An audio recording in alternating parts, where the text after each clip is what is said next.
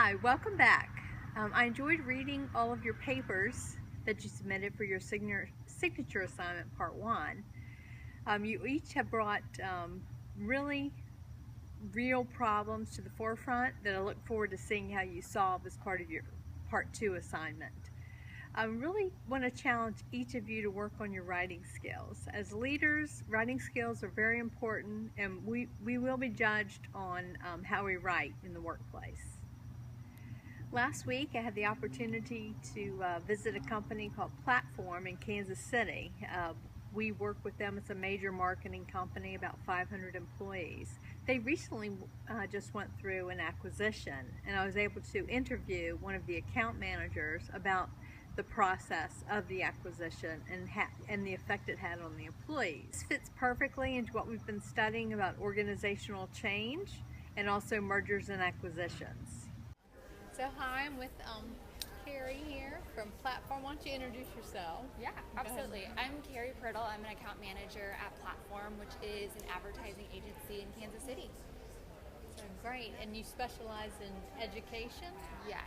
We specifically work with education. Right. Well, recently you had a founder who was also the CEO of the company over 20 years. Yes.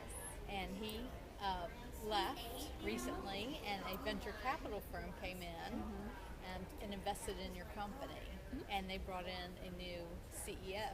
Yeah. So tell us what that was like. How did they communicate with you and everything? Yeah, absolutely. Okay.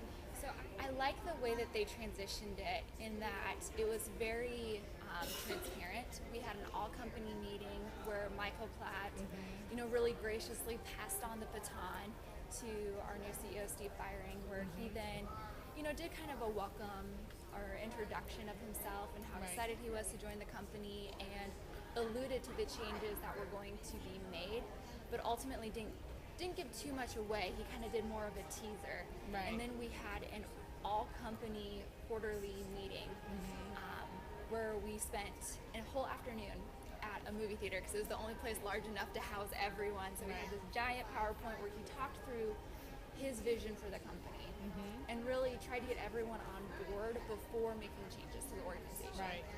Which I think was a really great way to handle it because it gave everyone a little bit of insight into why changes were being made versus just trying to adjust on the fly. Right. When it comes to the changes, any transparency that you can lend to employees is hugely beneficial because anyone who had a negative, experience, ultimately those people I talked with, the reason why it was negative was just because they didn't fully understand what the change was and why they were changing and what the end goal was. Laddering up to who is our client, what are their goals, are our teams hitting those goals, not our team members writing great reports and building good campaigns. It's at the end of the day, is it hitting goal? In conclusion, I want to leave you with a few things to think about if you're ever in this situation. And it could be you if you're in the HR department or if you're a manager, leader, or just an employee within a department. I just Googled this, the top 5 mistakes to avoid, and these are things that are in HR's control. Number 1, not being involved early enough. HR can and should play an early and important role in the acquisition and communication with the employees. Number 2, not understanding employees' needs and concerns. Imagine for a minute that you are in these employees' shoes. That's what HR needs to do, to understand what they're thinking and going through. Number 3, not involving and empowering the incoming leadership team. We want to hang on to those people that have led us or that we've become endeared to, but we do need to empower the new leadership team as quickly as we can. And Carrie actually mentioned that in the video. Number 4, not working with the receiving business unit.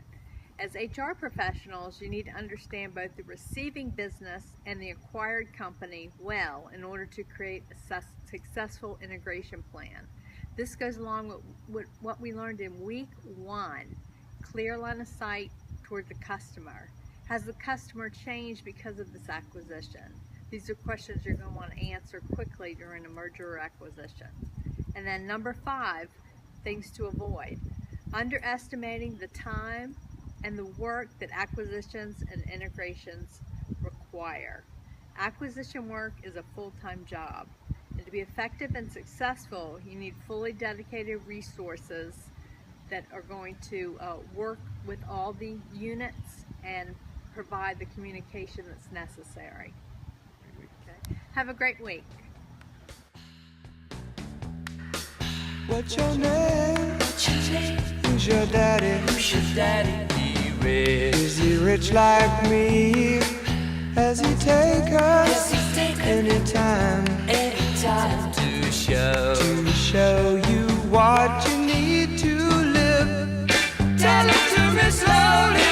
Tell you why I really want to know. It's the time of the season.